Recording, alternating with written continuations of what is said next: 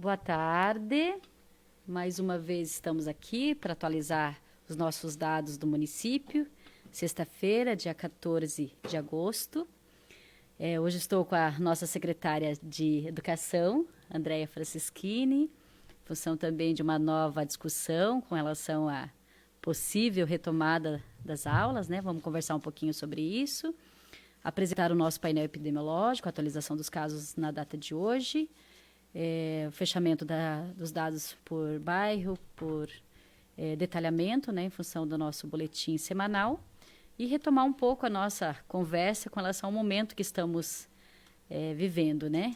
Paraná, né, sabendo ainda deste período, né, desde o mês de junho, com esta ação de ampliação do número de casos, pensando aí o mês de agosto como um mês ainda de a realidade, né, de números, um quantitativo um pouquinho maior, mas se acena numa questão de um quantitativo de casos, né, diariamente confirmados, que tem uma tendência móvel de queda. Agradecemos também a presença do Felipe, nosso intérprete de Libras, e vou iniciar então com a nossa secretária, Andréia, até por conta que nós publicamos hoje, né, Andréia, um decreto que institui um comitê municipal que objetiva exatamente esse planejamento, né? E temos essa dúvida, né, quando se traz aí quais são as ações, né, o entendimento dos gestores com essa possibilidade e, ao mesmo tempo, que representa hoje, né, a questão da segurança, das condições das escolas, os profissionais que estão, né, que seriam os profissionais da educação que estariam retomando o que isso representa na nossa organização. Então, como a gente instituiu esse comitê, né, se você puder colocar um pouquinho de como está sendo esse nosso serviço inicial, né, essa nossa discussão inicial, né? Sim. Boa tarde, então, a Adri, né? Muito obrigada pelo convite. Boa tarde ao Felipe, que está aqui conosco, e a equipe da comunicação, e a todos que estão nos assistindo. Nós, como a Adri disse, instituímos hoje, né, a prefeita assinou e publicou um comitê que tem o objetivo principal discutir e planejar, né, a escola e os espaços de CEMEI para um possível retorno. Então, né, nesse comitê, importante ressaltar, né, que todos os segmentos estão contemplados, seja dos profissionais da educação, das secretarias, né, de assistência social, de saúde, da administração, governo. Chamamos também a rede estadual para compor, a rede privada. Então, é um grande grupo que vai pensar aí junto, né, com a vigilância e com a equipe da saúde, quais são os procedimentos que a gente tem que adotar para trazer uma segurança caso seja possível esse retorno. Eu sempre digo que a gente tem que ressaltar que essa não é uma autonomia nossa, enquanto Secretaria Municipal de Educação, que nós temos que seguir a orientação do governo do Estado, né? Assim que o governo do Estado orientar que esse retorno é possível, aí sim nós o faremos. Mas, enquanto isso, a gente vai preparar, né, toda a nossa estrutura de escola e quem viria, como viria, será escalonado, não será escalonado, todos os alunos vão ter que vir. Nós temos visto muito, Adri, a discussão que, independente se houver um retorno, as atividades que estão sendo preparadas de forma remota, elas permanecem, tanto para nós, quanto para a rede privada, para a rede estadual. Então, a discussão hoje é que será um sistema híbrido, né? Então, os alunos, alguns virão, outros, né, não virão. Salientamos também que os pais têm essa autonomia de dizer meu filho vai ou meu filho não irá. Então, de qualquer forma, o atendimento à criança ele vai acontecer, né? Então, essa é nosso grande trabalho nesse momento para preparar esse espaço para que seja um espaço seguro, tanto para os alunos quanto para os nossos profissionais. E acho que bem colocado, né, André, até por essa necessidade que nós temos de fazer esta validação, né, o entendimento propriamente do que representa um momento seguro, um momento oportuno, é uma discussão que precede também das equipes técnicas da Secretaria de Estado, inclusive da Saúde, né? Até porque a gente traz que a educação, né, na condição do município, aquilo que representa a nossa instância de atuação, nós também dependemos dessa análise, né? Hoje a gente fala no rol de 399 municípios do estado do Paraná, cada um com a sua particularidade, mas talvez, exceto a capital, na sua condição técnica, teria essa possibilidade de um detalhamento de medidas preventivas, de medidas de segurança, que atendesse, né, ou que tivesse essa condição de atender todo esse requisito. As secretarias municipais de saúde vão depender desta equipe técnica de vigilância sanitária do Estado, né, para que a gente também possa pensar um processo mais conjunto.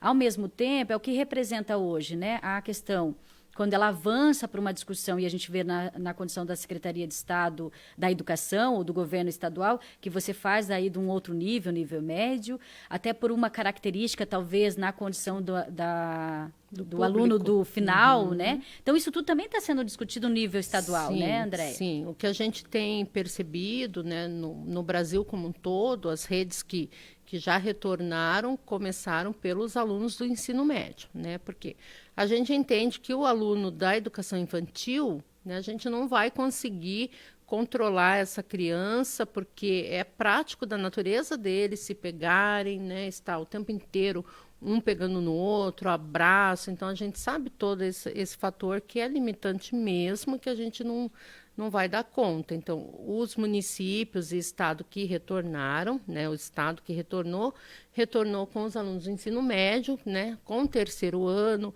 pensando aí no vestibular, né, que pode ser que alguns lugares já definiram que vai ser em janeiro, aqui no Paraná mesmo isso já está definido para janeiro. Então, esses alunos que provavelmente farão, né, essa seleção de vestibular, eles estão retomando. A gente também percebe algumas redes fazendo pesquisa com as famílias e os resultados têm sido que os pais não enviarão seus filhos, até porque tem receio. Porque a gente pensa na criança, talvez, como assintomáticos, mas a gente sabe que naquela casa nós temos os familiares que são grupo de risco, né? Então, muitos pais têm esse medo de mandar o filho para a escola e aí o filho trazer, né, para dentro de casa o vírus, e isso preocupa bastante. Então, a gente tem visto que, na grande maioria, os pais também estão inseguros, né, com o retorno, muitos não mandarão seus filhos. Então, a gente tem que se organizar para atender todos, né? A gente diz que esperamos, se Deus quiser, uma vacina, que a ciência consiga, porque aí a gente, de fato, estaria seguro nesse retorno.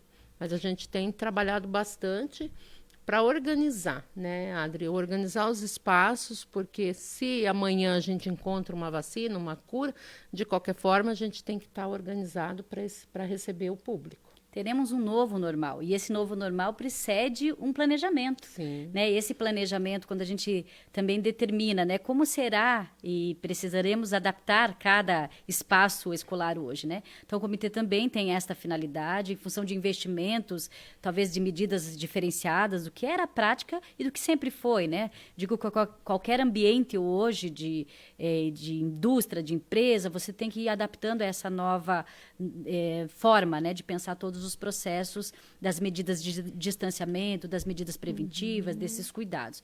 E quando se volta, né, nessa condição de que quais públicos, então, seria necessário pensar, né, nessa condição, principalmente esse público na condição escolar, prévio à questão do vestibular, a questão das dificuldades. A gente viu quantos alunos, talvez, nessa condição online, que talvez não tenham uma condição, e aí buscar o que isso representa.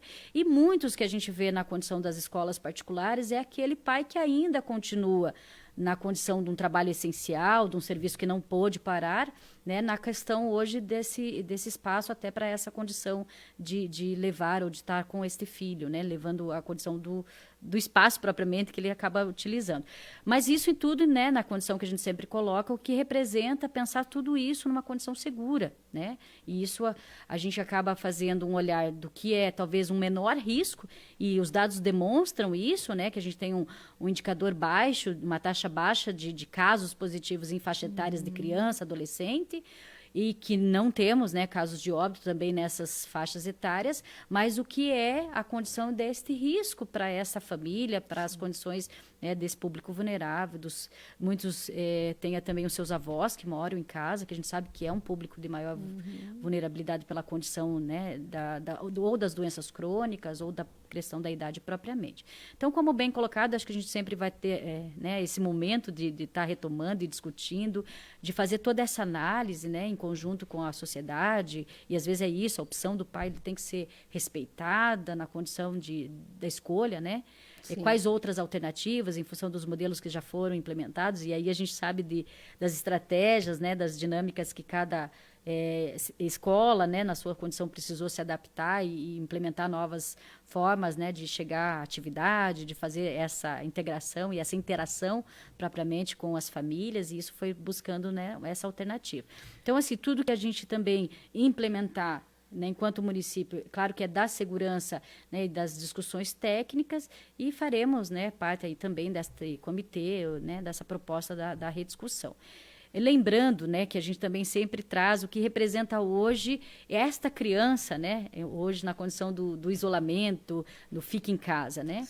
A realidade nossa, né, hoje eu estava fechando os dados do estado do Paraná, já se confirma mais de 100 mil casos, 2.500 óbitos, então o Paraná, né, nesses últimos 2 meses tem, né, esse acréscimo de casos, a gente vê esse aceno um pouco da redução, mas é essa preocupação ainda deste mês de agosto, né? Teremos uma possibilidade de fazer essa avaliação a cada período, e o que vai representar o mês de setembro, que talvez é um aceno de uma situação um pouco mais tranquila, e a gente vê isso, né, numa situação de perspectiva, de previsão, né, que teremos uma situação um pouco mais tranquila, mas aí você trabalha nessas outras frentes, né?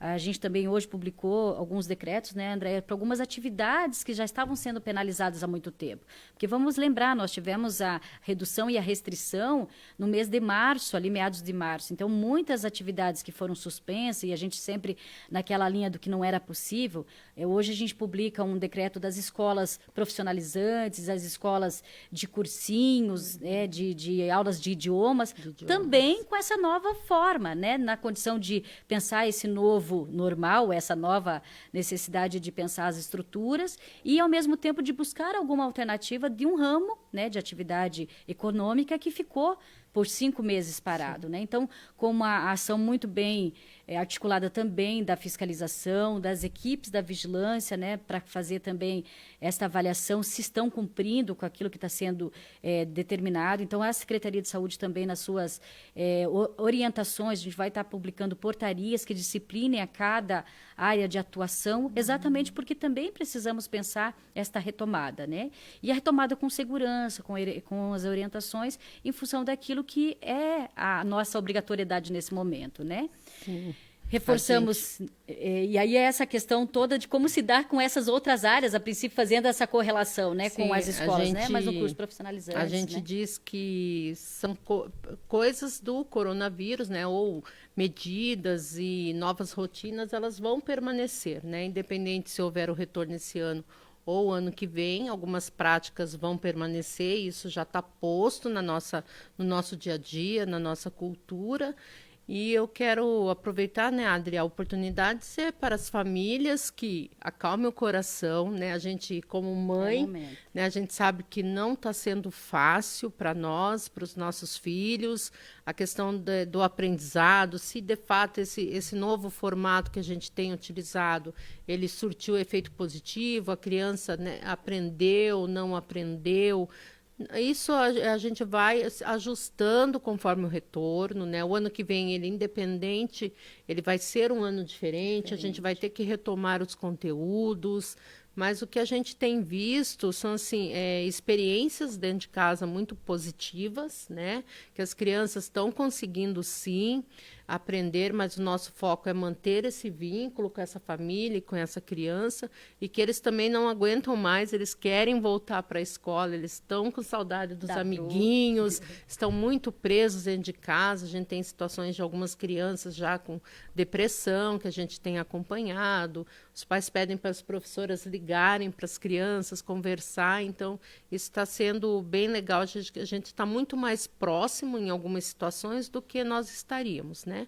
E lembrando também a questão dos profissionais, né, Adri? A gente tem hoje 160 profissionais que compõem esse grupo de risco, então se houver um retorno, esse público não pode retornar, então tudo isso a gente tem que ir pensando com calma, né, com muita organização, planejamento, mas a gente aguarda aí o governo do estado para... Mas antes disso, a gente já está organizando, né, todo esse espaço para que, se necessário for, tenha segurança, né? Que eu acho que o principal foco nosso é trazer essa segurança para as nossas crianças e para os profissionais. Bem isso, nessa linha, né? E pensando nessas questões, né, de educação, de outras áreas, nós também estamos iniciando na Secretaria de Saúde retomadas de alguns serviços, né? Tivemos que suspender, como a gente apresentou na outra live, a questão de alguns atendimentos especializados que foram necessários, cirurgias eletivas. Então, a gente também tem feito essa discussão junto à Secretaria de Estado, a representação do Conselho dos Secretários Municipais e sim, né, não será na mesma condição anterior, né, com espaçamento, com público menor, às vezes, né, trabalhando essa questão das salas de esperas, que era tão comum a gente ter isso muito fora daquilo que é o que é recomendado hoje, né, de aglomeração. Então, isso tudo também está sendo essa discussão no nível de outros serviços. E como eu coloco, né, hoje a gente vai ter que trabalhar a cada realidade de serviço, um regramento, algumas diretrizes do que vai ser essa nossa necessidade de adequação. Andréia, fique conosco, eu vou apresentar agora o nosso painel, né, epidemiológico, num detalhamento, como a gente tem bastante informações, depois a gente pode fazer um fechamento também, né, principalmente porque a gente traz aqui os casos, né, por bairros e por faixa etária, sexo, então é importante a gente também oportunizar esse momento da apresentação. Nós estamos caminhando, né, para um fechamento de atualização de dados dessa semana, e a gente traz aí essa informação por local, por bairro, e passando hoje, né, dos 2.000 casos, então, na condição de confirmados, lembrando sempre que a gente também a possibilidade hoje da coleta em quantidade maior pela condição de pacientes leves, né, então a gente tem aí também, né, o número de pacientes que fizemos o teste e que tiveram a sua condição de descartados, né? Então, os 2.000 que representam hoje os nossos confirmados, nós temos mais 2.961 casos de exames descartados, né? Então, passamos aí de 3.000 exames, de 5.000 exames realizados, né? Por conta dessa nossa realidade hoje. Então, um detalhamento que a gente traz por bairro, né, e a gente sempre reforça que os bairros que têm maior população, eles tendem a ter o maior número de casos também, né, até porque a circulação de pessoas também representam a maior forma de contaminação e transmissão do vírus. Então, começamos com Veisópolis, né, 312 pacientes confirmados, nosso primeiro bairro em número de casos, 243 já na condição de recuperados, e tivemos, então, 16 óbitos neste bairro. Seguimos como segundo na posição é o nosso bairro do Vargem Grande. São 209 pacientes confirmados, 175 na condição de recuperados e 3 óbitos. Vamos para o bairro Maria Antonieta, que nós tivemos 178 pacientes confirmados, 152 na condição de recuperados e tivemos 7 óbitos. Partimos para o bairro Atuba, foram 176 casos confirmados, 147 na condição de recuperados e tivemos 4 óbitos. Depois vamos para o bairro Paineville, que são 167 pacientes confirmados, 138 na condição de recuperados e tivemos 4 óbitos. Depois o bairro Emiliano Perneta, são 163 pacientes confirmados, 149 na condição de recuperados e 2 óbitos. Passando para o bairro Alto Tarumã, são 157 pacientes confirmados, 138 na condição de recuperados e tivemos 4 óbitos. Vamos para o bairro Jardim Amélia, que são 140 pacientes confirmados, 127 na condição de recuperados e 4 óbitos. Passamos para o bairro Jardim Cláudia, são 130 pacientes confirmados, 105 na condição de recuperados e tivemos 4 óbitos. Depois passamos para o bairro Centro. São 122 pacientes confirmados, 96 na condição de recuperados e tivemos 5 óbitos. Vamos para o bairro Estância Pinhais, com 117 pacientes confirmados, 104 na condição de recuperados e tivemos 2 óbitos.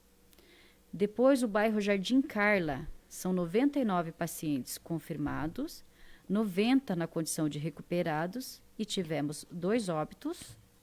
Depois vamos para o bairro Alphaville Graciosa, que são 37 pacientes confirmados, 35 na condição de recuperados e não tivemos óbitos. E, por fim, o bairro Parque das Nascentes, que tivemos um caso confirmado e um caso na condição de recuperado, não tivemos óbito. E o Parque das Águas, que é o nosso bairro, que não tivemos nenhum caso.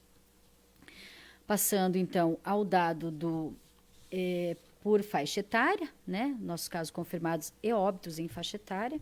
Veja que, como a gente sempre traz o público infantil até 19 anos, criança e adolescente, é um quantitativo menor, né? Então, de 0 a 5 anos, nós tivemos 47 casos confirmados. De 6 a 9 anos foram 17 casos confirmados. De 10 a 19 anos são 152.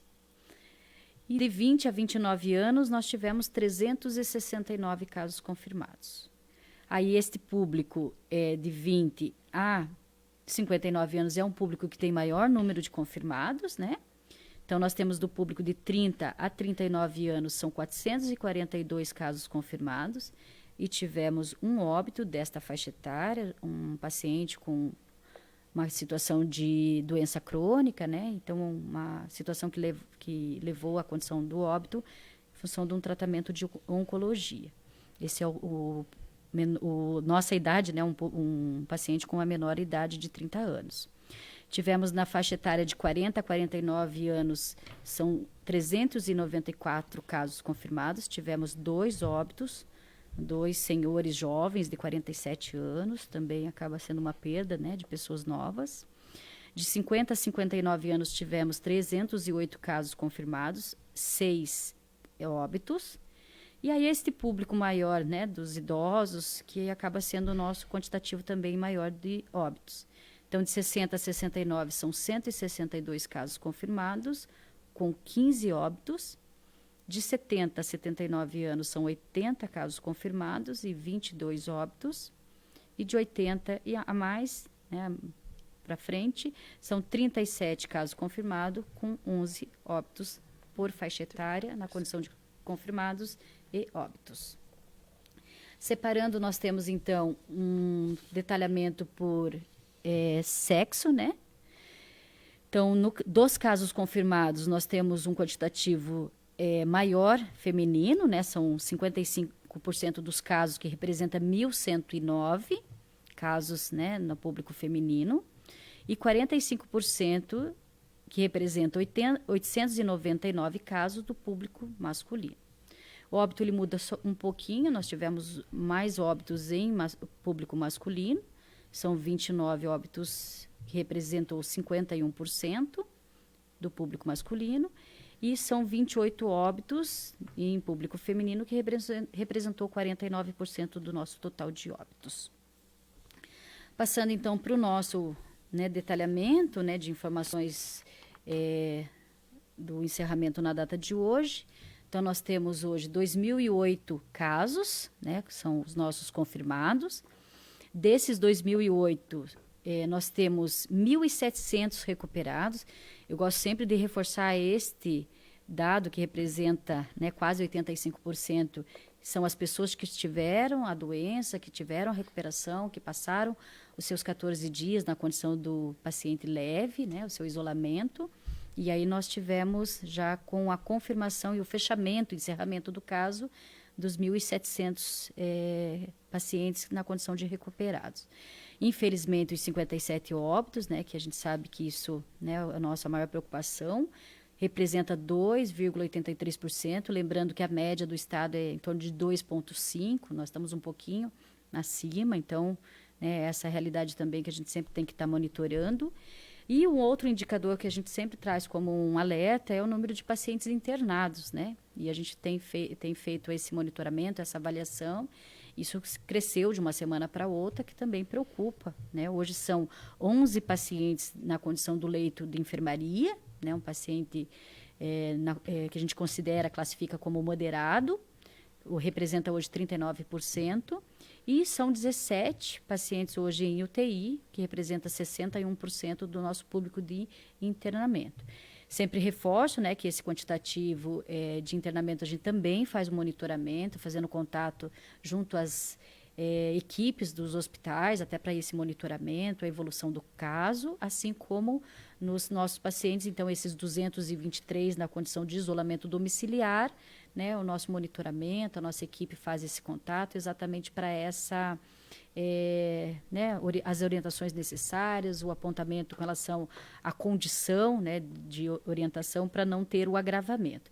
E só para, né, uma informação complementar que também a gente divulga no nosso boletim, são as nossas condições dos pacientes suspeitos que tiveram, né, a realização do exame e que a gente também, né, faz o monitoramento até vir o resultado. Na condição de descartado, né, você também tem a liberação deste isolamento. Na condição de confirmado, cumpre-se com o período de fechamento dos 14 dias. São 186 pacientes. Tivemos um período, né, de reavaliação por conta da forma da realização do exame. Vamos só retomar o exame RT-PCR, que é o padrão ouro. A gente precisa fazer a coleta entre o 3º e o 10º dia. Este exame é aquele que identifica a condição do vírus ativo, então é o diagnóstico, né? Se o paciente vem numa condição de ter passado este período e dependendo de alguma forma de avaliação, nós realizamos o teste rápido. O teste rápido tem que ser 14 dias depois, né, da condição do primeiro sintoma, exatamente para ver a avaliação e uma eventual situação do contato com o vírus, que daí já é o que gerou o anticorpo, né? Então, para alguns casos, a gente tem oportunizado esse teste rápido, quando o paciente não tem um agravamento do quadro, que tem uma situação, às vezes, de caso confirmado, e que não, né, tem ali uma complicação maior, a gente tem feito também esse agendamento. Até porque a condição hoje, né, do isolamento, ela é uma orientação para todos os componentes daquela família, a partir do momento que você tem um caso positivo. Então, as pessoas, os contatos domiciliares também têm que cumprir esses 14 dias de isolamento. Então, a questão do teste, a gente também faz essa avaliação conforme a necessidade e avaliação médica, né? Reforçar também, né, que o Estado do Paraná vem né, viabilizando e buscando essas estruturas, como a gente tem sempre apontado, né? A questão das estruturas exclusivas, dos leitos que a gente tem hoje, né, para o atendimento, como referência. Às vezes as pessoas, fui até a UPA, né, o paciente está ali em atendimento, que representa esse tempo do encaminhamento para essas estruturas, né? Ontem mesmo tivemos uma situação de uma paciente que estava na UPA e, a princípio, a família entendia que tínhamos alguma dificuldade no encaminhamento para a questão do leito de UTI. O paciente acabou chegando numa condição já de um agravamento maior do quadro. Lembrando que nós temos essa necessidade de fazer a estabilização do quadro para qualquer transferência, independente de ser Covid ou não. O paciente acabou tendo até uma necessidade de intubação no próprio serviço, então reforçar que a nossa estrutura de pronto atendimento, né, tenha essa condição, né, dispõe dos equipamentos necessários para esse processo, até que estabilize o paciente, né, você tem o respirador, tem os materiais necessários para esse primeiro atendimento, e ela só é transferida no momento de estar estável, mesmo na condição entubada ou na condição mais grave, né, até porque essa transferência é uma situação que causa para o paciente uma instabilidade também, né, no transporte e na condição do acesso. Então, isso a gente tem que buscar trabalhar essa situação e a gente vai buscar né, sempre estar informando o nosso público com relação a isso. Vamos reforçar, né, nós estamos entrando num período eleitoral, a partir de amanhã, dia 15 de agosto. Então, a gente sai do canal do nosso Facebook, da página da Prefeitura. Vamos continuar trazendo as informações para vocês, até porque a gente entende que nesse momento de coronavírus é necessário atualizar os dados e trazer todas as informações. Então, nós estaremos a partir da próxima sexta no canal do YouTube, né, para que a gente possa também estar sempre trazendo e informando, né, trazendo o boletim, o perfil o nosso painel epidemiológico. E eu tenho aqui, em função de algumas perguntas, André, que a gente acaba, ao final, respondendo, né? Uma solicitação é uma informação do processo da alimentação escolar na pandemia, né? Como é que se deu em função dessa nova forma, né, de gestão escolar e que houve toda uma organização, né, de vocês puderem falar um pouquinho do processo da alimentação escolar. Então, no primeiro momento, ali no início, meados de março, quando nós suspendemos as aulas, né, de acordo com o decreto do governo estadual, nós não tínhamos, por parte do governo federal, nenhuma orientação. Né? Então, vale a pena sempre ressaltar que essa é uma determinação e uma obrigatoriedade, responsabilidade do governo federal, a merenda escolar, e nós aqui no município complementamos os recursos, né, porque os recursos são insuficientes, então a gente tem um comitê da alimentação escolar instituído, o CAI também, onde participam pais, profissionais nesse comitê, que ele é fiscalizador também, né, tem a função de orientar e de fiscalizar. Então, no primeiro momento, nós não tínhamos nenhuma orientação. Então, eu fui conversar com o Ministério Público, com o CAI, para ver de que forma que nós poderíamos fazer. Então, até por falta de orientação e de como que seria tudo isso, no primeiro momento nós atendemos as crianças que as escolas e ICMEIs identificaram como crianças de maior vulnerabilidade social. Então, naquele primeiro momento, nós montamos lá uma cesta básica, né, com 30 quilos de alimento e encaminhamos para 700 famílias. Depois de um certo tempo, aí sim veio a orientação oficial. Então, qual que é a orientação oficial? O alimento, ou seja, a per capita que a criança comeria na unidade escolar, nós temos que enviar para ele, né? A família vem buscar. Então, hoje, todas as unidades estão fazendo essa entrega, as diretoras via WhatsApp, conversam com as famílias. Algumas famílias não têm interesse em pegar esse alimento. A gente ressalta que é um direito de todos, então todos que estão matriculados em nossa rede pode se encaminhar lá no WhatsApp, que todas as unidades têm um grupo de WhatsApp da diretora, né, da escola, da unidade, fora os grupos de WhatsApp que os profissionais criaram nos seus celulares pessoais para estar em contato com essa criança. Então, Adri, esse alimento ele não é uma cesta básica, né? Ele é um kit de alimentação escolar. Então, você vai juntar lá durante 15 dias o que essa criança comeria, né? A gente diz qual é a per capita dessa criança. Então, hoje ele ia comer polenta com carne moída, amanhã ia ser chá com bolacha. Então, a ideia é que você junte esse alimento do 15 dias desta criança e envie para casa. Nós temos montado um kit um pouco maior, né? Entendendo que não tem como eu pegar um pacotinho, dividir 6 bolachinhas e mandar para ele, porque ele comeria 6 bolachinhas. Então, a gente monta um kit um pouco maior. Os nossos kits, ele é uma per capita para 1 mês até 2 meses, mas que a gente vem fazendo essa entrega, né, de acordo com o que vem aparecendo. Hoje mesmo estive numa unidade de ensino, a diretora estava lá entregando os kits, né? Tem em torno de 10, 11 itens esse kit. Então, ressalto que é o alimento que a criança comeria na escola, né? Então, esse alimento está à disposição da família. Às vezes a família fala, nossa, mas isso aqui não dá para 3, 4. E a gente fala, não é para a família toda. Lógico que chega em casa, sim, todo mundo come, a gente sabe, né, da rotina dentro de casa, mas é a per capita da criança que a gente está enviando para casa. Até porque nas outras condições a gente tem o serviço também da assistência social, sim, né, Andréia? Com sim. relação à cesta básica propriamente ou qualquer outra necessidade. Isso, daí a gente tem orientado as diretoras, pedagogas e professoras que se identificar uma situação, né, que encaminhem para assistência social. Daí na assistência social é que se faz a entrega da cesta básica. Perfeito. Só colocar, né, que a gente continuará atualizando os boletins diários, né, o nosso coronavírus.pr.gov.br, que é nossos dados, né, as informações vão estar sendo atualizadas, né, as informações com relação às medidas, né, de prevenção, de restrições, né, então tudo aquilo que a gente vai atualizando na condição de coronavírus, nós vamos dar continuidade. Teremos, né, estamos também na condição da própria ouvidoria da saúde, ouvidoria do município, para as questões que geram dúvidas, né, o nosso telefone de contato, né, o call center, para as dúvidas com relação ao atendimento, à orientação de processo da doença.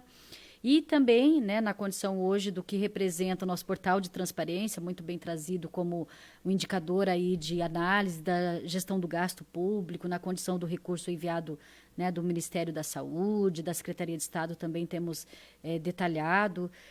A Secretaria de Saúde tem o Conselho Municipal de Saúde, de uma forma integrada, né, com a sociedade civil, com os profissionais de saúde também, a gente faz essas apresentações. Então, são os canais que a gente continua fazendo essa divulgação de informações, exatamente porque estamos num período que tem essa restrição, né, dos meios legais de páginas oficiais, mas faremos aí nessas outras possibilidades. Então, agradecemos mais uma vez. Vou ver se não temos mais nenhuma pergunta aqui. Acredito que superamos ali o que foi colocado e ficamos à disposição desses canais oficiais que a gente comentou.